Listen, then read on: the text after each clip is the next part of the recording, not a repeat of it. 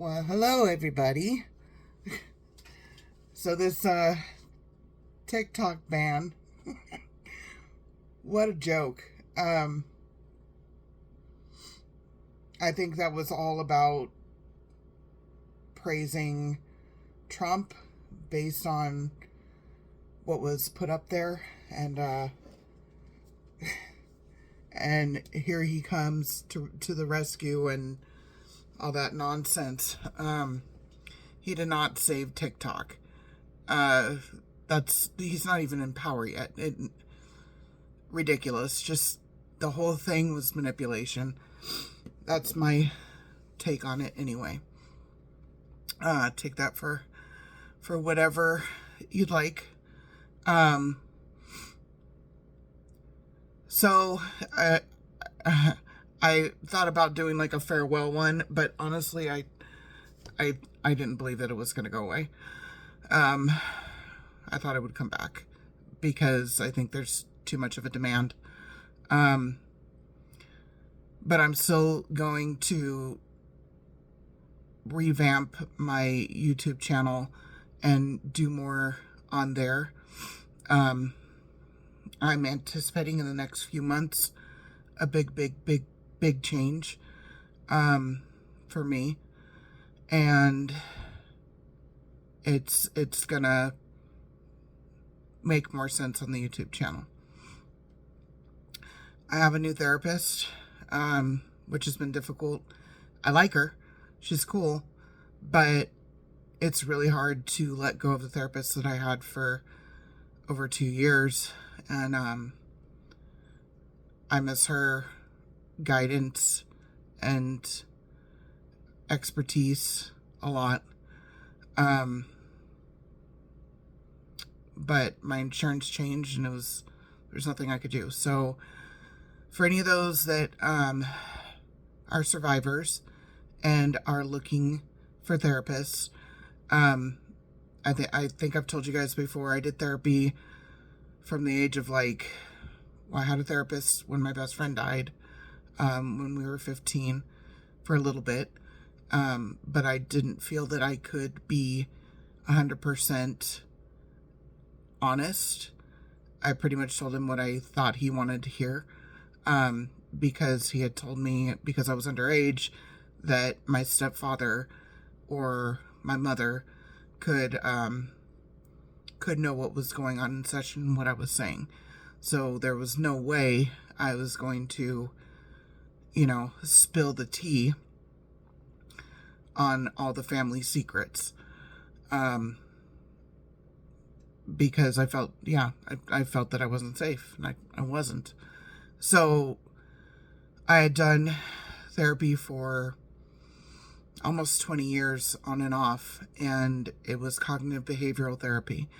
And for those of us that have had lifelong narcissistic abuse, that's not going to work. It's not going to cut it, because most likely you have complex post-traumatic stress disorder, and which means that you have a massive amount of trauma.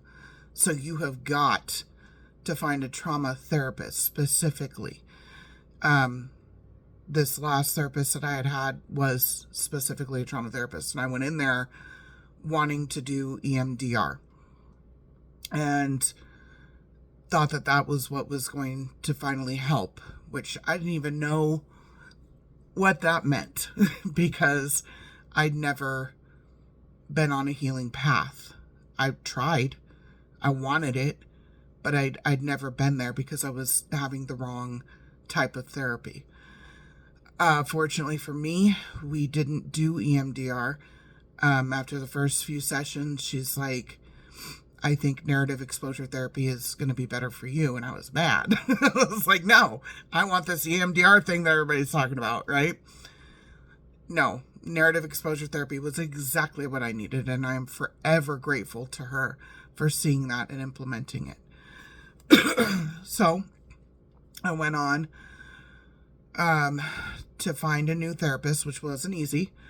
I know that that's a question that a lot of survivors have, because there's not a lot of therapists that truly understand narcissistic personality disorder and the repercussions of it on the victims / survivors / warriors, right? So the therapist that my insurance gave me, I had said specifically I wanted a trauma therapist. And they're like, okay, yeah. No, they did not give me a trauma therapist. I did my intake, explained everything. She didn't know much about narcissistic personality disorder. She was not trauma informed. She did not know how to implement EMDR. She didn't know what narrative exposure therapy was. And I said, I'm really sorry. And this is the part that survivors, and I would bet most people, and including myself at the beginning, for years, I didn't want to hurt anybody's feelings. So I'd just be, oh yeah, let's try it. No. This is your healing journey. You know what you need. If you know what you need to state it. So I just said, I'm sorry. I need someone that's trauma informed and that can help me continue on the narrative exposure journey.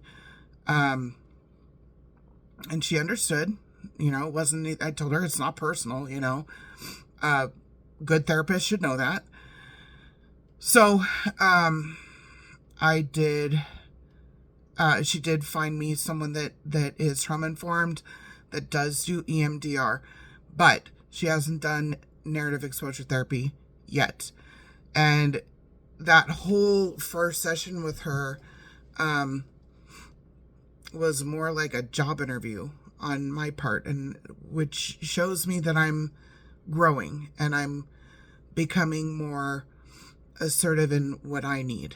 And after talking to her, I do think that her and I are a good match for this journey for now. She's going to be doing her research on narrative exposure therapy. I don't like that she hasn't done it before, but it's like a diamond in the rough, guys. Like, trying to find a trauma therapist that understands all of this and can guide you is not easy. But that's the biggest thing that I can tell you is don't give up and state exactly what you need and stick to your guns. Because it's only going to benefit you in the future. So, also, I'm going to be putting this up on the YouTube channel as well. There's been some things that have happened that I haven't talked about. And I know on this journey, if you've been following it, there's certain family members that I haven't been able to let go of, and because it's just too hard. And it's made it very difficult because I hold a lot of resentment and animosity towards those family members for the role that they have played in the manipulation and the flying monkey roles that they play in going back and forth to other family members and talking smack about me, and lending to the smear campaigns that are against me. So I've given this a lot of thought, and I'm tired of feeling like I'm protecting people that I shouldn't be protecting, that I shouldn't. And part of this is I feel like maybe some of this isn't my story to tell, but when I really sit back and I think about it, it is, because the things that happened in the past before I was born have led to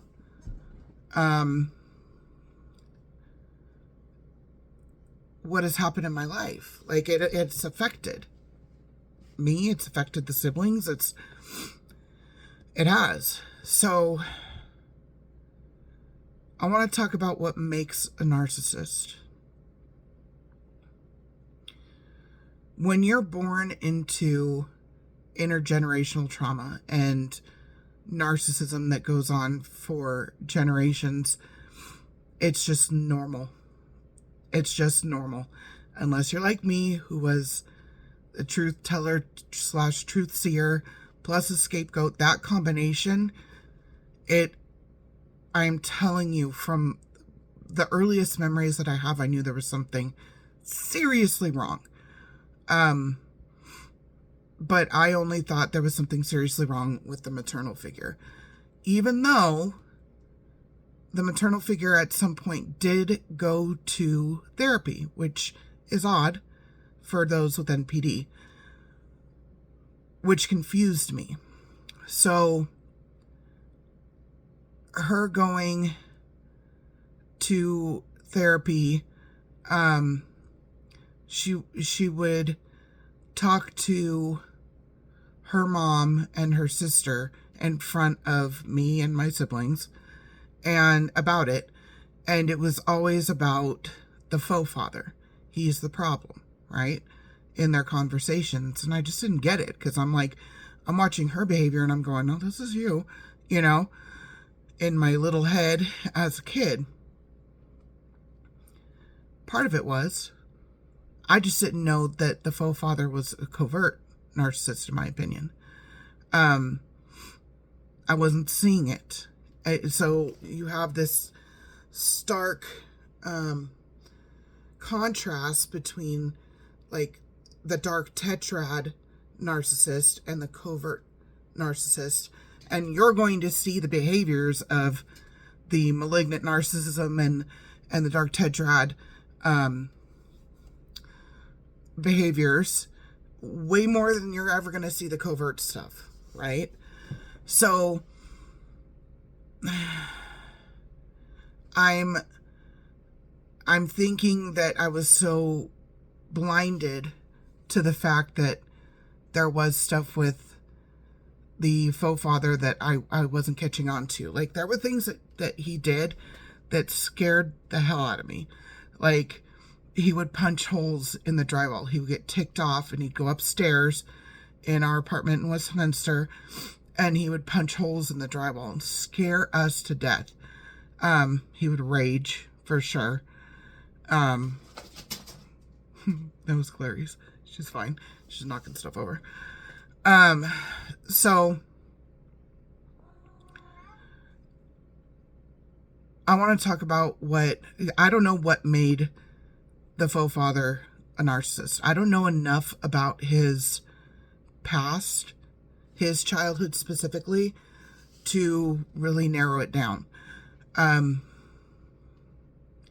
do know that there was a lot of sexism because the boys are seen as better than, right? And that was on both sides. That was on the maternal figure side and the faux father side. When one of the siblings and I were preteen teens, we were given rigorous chores to do daily, and he would go around and like take his finger across and see if there was any dust and make us do everything over again if there was it was disgusting. And we would get mad and we'd say, what about the brother? And he'd be like, he's a boy. He doesn't have to do anything. He's a boy. Like, duh. Duh. Ew. What a load of crap. I'm sorry, but what a load of crap.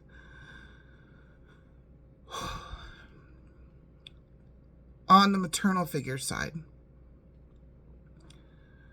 I know a lot of what happened prior to me being born.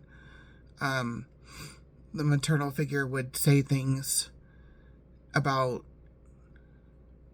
her childhood and the horrible man that I, for the longest time, thought was my grandfather. Turns out he's not. That was a big thing, and I'll tell you all about that one day. He was unbelievably abusive. Unbelievably.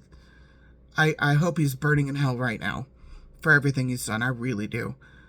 I don't know if I believe in that, but it would be justice, finally. He was very abusive to all his kids.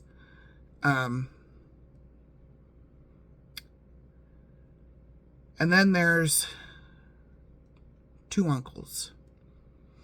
And this is where I've struggled, because I kind of feel like this is the maternal figure's story to tell, if she so choose to. And I've struggled, but no, because this has, what was done to her has trickled down to her children, right? This is what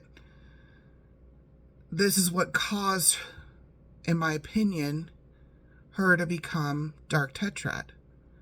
So 2 brothers, and I'm just going to say their names because I want to make sure that, and I'm not slandering because it's the truth. There's 3 brothers. The youngest one had nothing to do with this. He's a good man. He's the only child of all of them turned adult that is a good person in my eyes. And I've seen nothing to the contrary. But it's known now because of what the other 2 did. So John and Tom. They inappropriately touched and or had intercourse with a very, very, very young, very small maternal figure. Many times. And they got caught. But nothing was ever done. Except, don't do that. You'll hurt her. No counseling. No authorities involved. Nothing. And those 2 went on to become, in my opinion, raging narcissists as adults. One of them, who I used to spend summers with as a teenager, pretty recently was a total jerk to me. And I'm tired of feeling like I'm protecting him. So, several months ago, actually more than a year ago now, we had a scare that my gram may have been hurt or no longer with us. One of the siblings had gotten a hold of me through someone else and had said that she wasn't answering her phone, and Aunt Judith was calling from out of state and was worried and blah, blah, blah, right? And I was in a meeting, but I cut my meeting short because I was scared. I was scared I was going to go over there and find that she wasn't with us anymore. And no one else would do it. And I have a really hard time in general with death and seeing people that I love deceased. Since my best friend died, like that, it triggers me like you have no idea. So I did it. I went over there. My nephew was on the phone with me, and I'm so grateful for that. He stayed on the phone with me the whole time. And I showed up, and she was fine. And I had an adrenaline dump and went into the restroom and was crying and just couldn't stop throwing up because I was so sure I was going to walk into something I didn't want to see. And I told her to call Aunt Judith and let her know that she was okay and that I was there. And because Aunt Judith had called the police, even though she knew that I was going over there. Stupid. So one of Aunt Judith's brothers was with her, one of the ones that harmed the maternal figure as a child. And Graham was recounting what had happened, and she didn't quite understand what was going on. I just told her to tell them that she was okay, that I was there. Well, I walked out of the bathroom to him talking so much smack on me, just so much smack on me. And I was livid, and I pretended like I wasn't there, and I listened. And I was ticked. Stop the crying. She hung up the phone. I sat for a minute, thought about it, picked up my phone, and called. And I went off.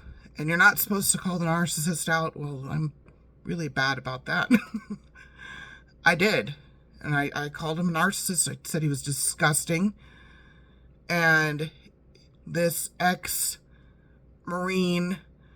badass sat there going, I'm not listening. I can't hear you. I'm not listening.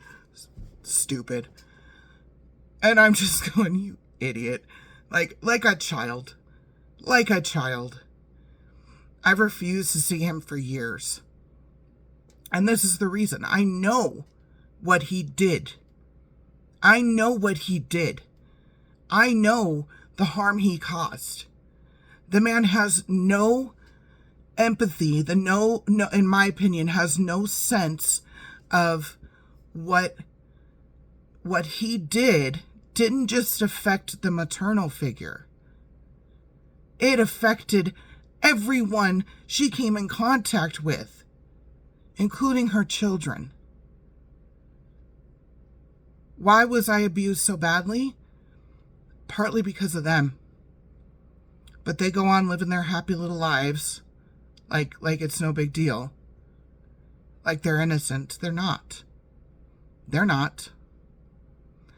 And I guess a few years ago, this went through the family and it was a big uproar and blah, blah, blah. Not with us. Not with her children. Guess what? I'm talking about it. Because her story became my story. Became the sibling story. And if we let it, it would become our children's story. So I'm not going to let it.